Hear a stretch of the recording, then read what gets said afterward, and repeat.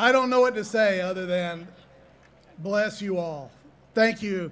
When I see this wave of American Texan patriots, my heart, I'm emotional.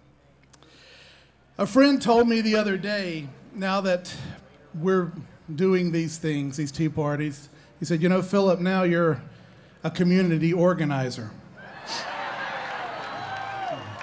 I said, it's not all that bad. Now I'm purely qualified to manage our national banking system and run GM.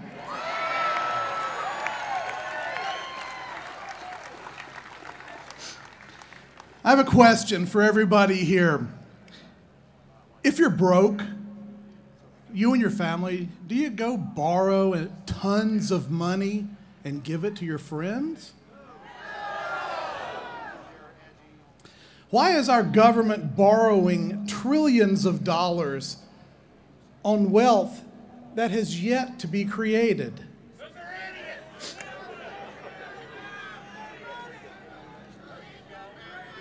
Well, I'm not an economist, and I didn't even stay at a Holiday Inn Express last night.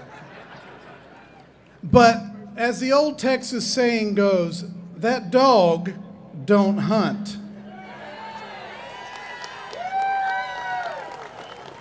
And being told that by borrowing and wastefully spending trillions of dollars will spark our economy, I have another old Texas saying, don't pee on my boots and tell me it's raining.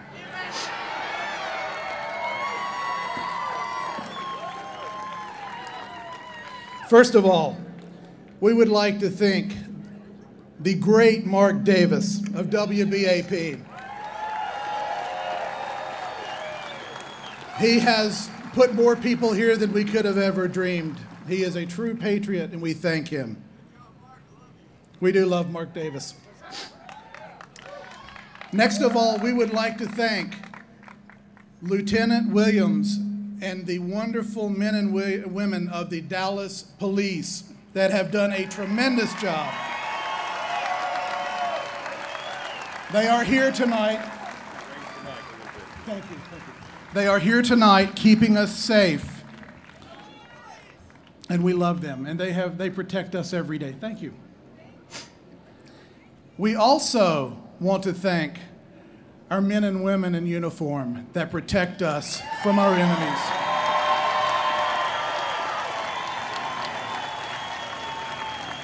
By a show of hands, how many active or former military do we have in our crowd? Thank you. Thank you. Thank you for your service to our great country. I was talking to Mark Davis the other day, and we were talking about the wonderful surprise we received Easter Day when our Navy SEALs were able to take out those pirates.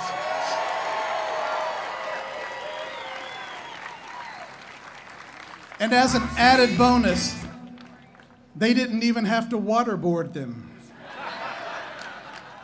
The men and women in uniform are truly our heroes.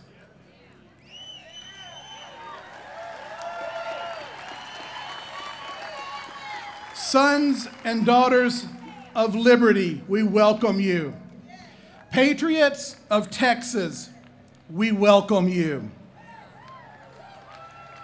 Thank you for coming. Thanks to all who have dedicated their time and their money and their love and their patriotism to make all of this happen. I just happened to be a guy sitting on the couch and on Twitter when the call came. But this was not me. This is everyone here and all of you. And this ain't the last.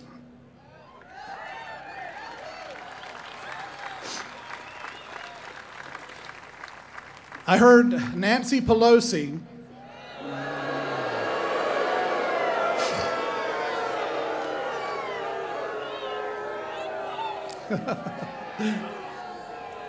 I heard Nancy Pelosi say that we are not a grassroots organization, but we are a AstroTurf organization because we are funded by wealthy Republicans here. This is what they're saying. What I say is, are there any wealthy Republicans left? And if they are, they have yet to speak to anybody here, because we are very proud that no one is making a dime off of this. We are all doing it for love of our country.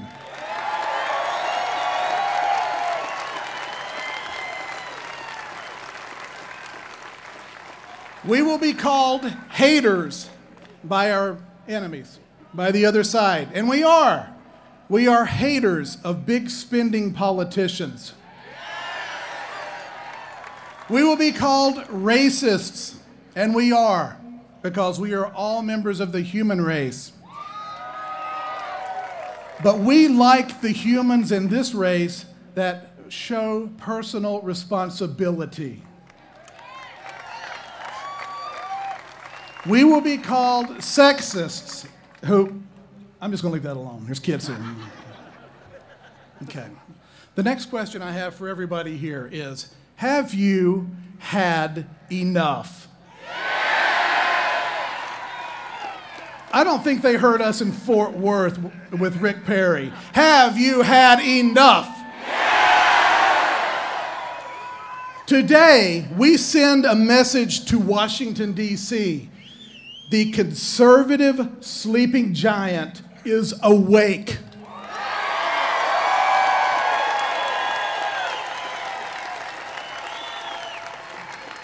He is awake and he is hungry. Does anyone, can you imagine what the the conservative giant eats? Well, let me tell you, he eats rhinos. He eats big spending liberals. And his next feeding time is November 2010.